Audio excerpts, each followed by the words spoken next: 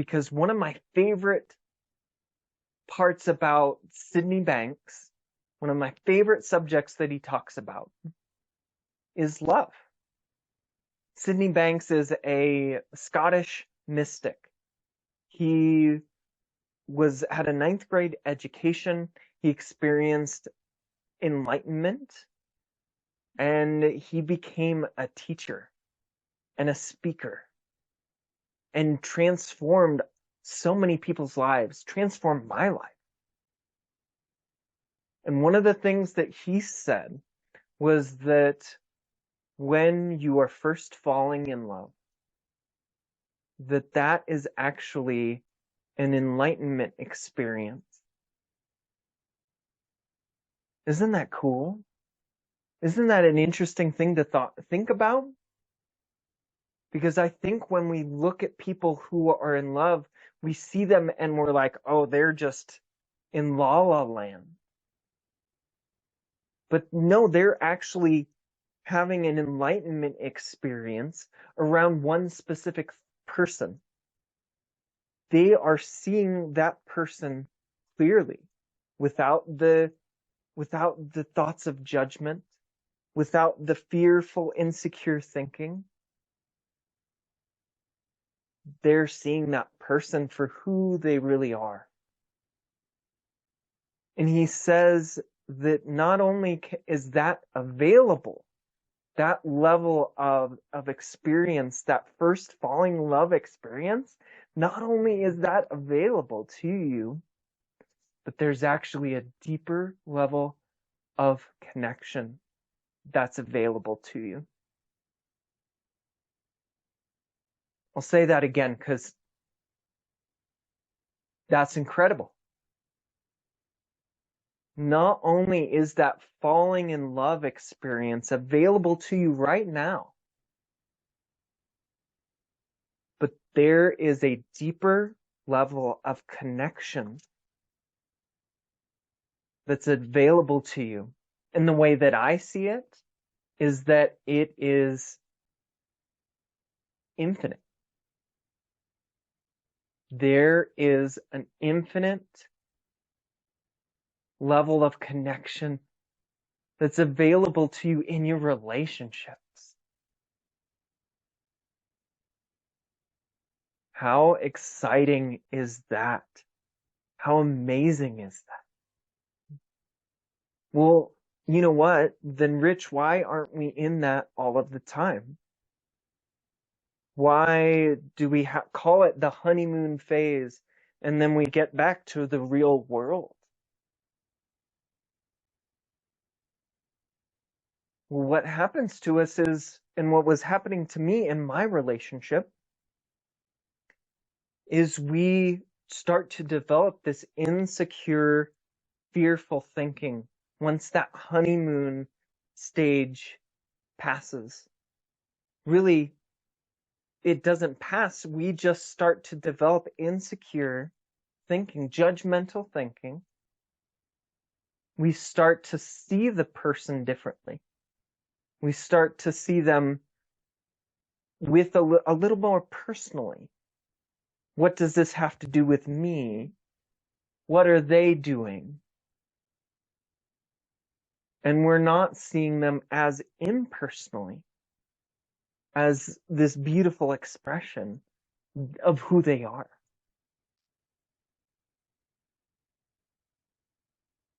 And I fell into that because I wanted to make my relationship better. I was trying to work at making my relationship better. I was going to therapy. I was reading all of these relationship books, the different love languages. And it was making my relationship worse because I was focusing on what was wrong with my relationship. And there was a moment where Melissa and I were having just this fight.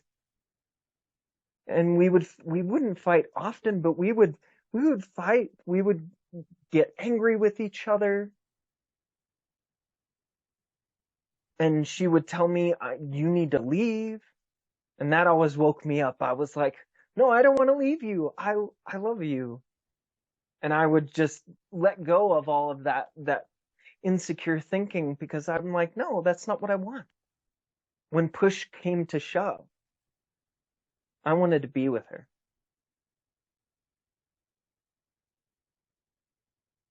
And we were having this fight, and it felt bizarre.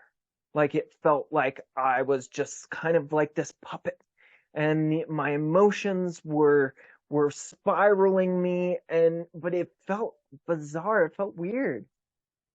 I felt like something was wrong. Something was off. Like it was just kind of this play. And what I did is I woke up to the play and to what I was doing to myself. I was using the power of my insecure thoughts to hurt myself, to disconnect me and her.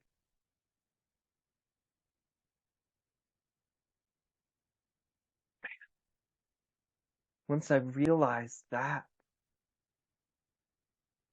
I was able to drop the thinking. It didn't make sense to have this insecure thinking. I had understanding for myself about what I was doing.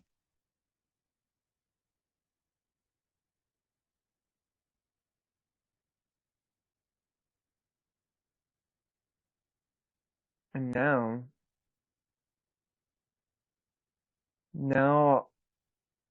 every once in a while, I'll get into my insecure thinking.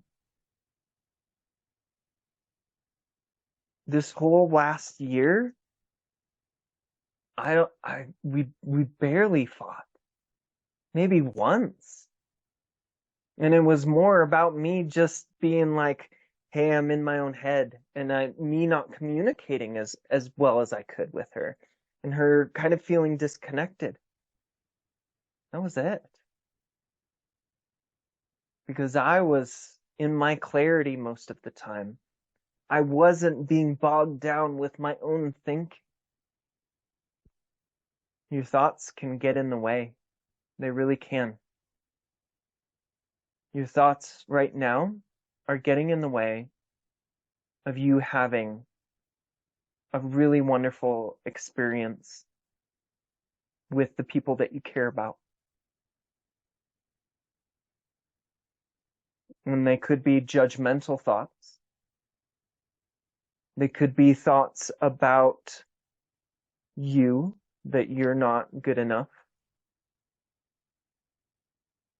But those thoughts are not allowing you to tap into the deep connection, the love that is there. That's there all the time. That's underneath the surface.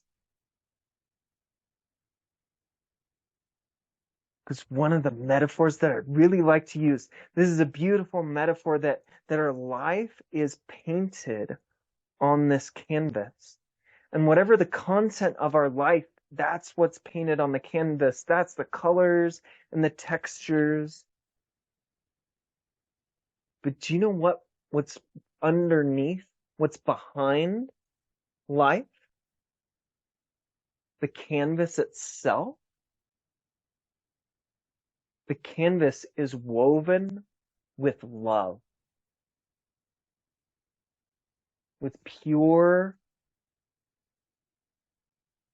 unconditional, non-judgmental love.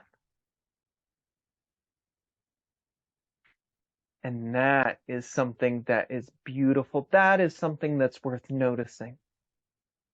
That whatever the layers of paint on the surface are trying to show you and tell you, that what's underneath the surface is something that is beautiful.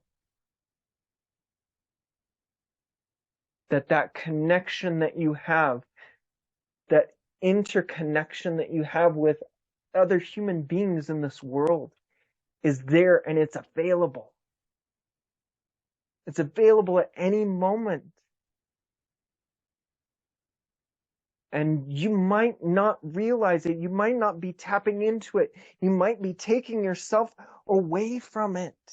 You might be lost in the tangle of your own fearful, scared thoughts that you cannot see what's really there, what you're really made of, what they're really made of.